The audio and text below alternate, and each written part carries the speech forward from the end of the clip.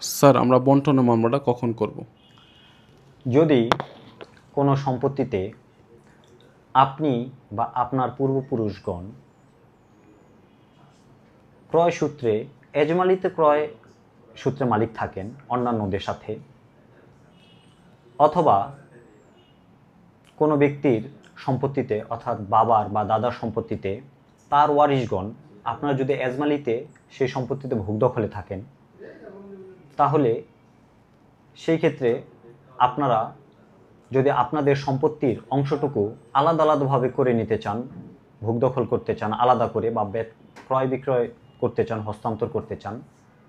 যে কোনো এক অংশ থেকে বা যে কোনো এক জায়গা থেকে, তাহলে সেই ক্ষেত্রে আপনাদের জমিটাকে বন্টন করে নিতে হবে। এই জন্য আপনাদেরকে এই সহ অংশীদারদের মধ্যে আপনাদেরকে একটি বন্টননামা দলিল করতে হবে।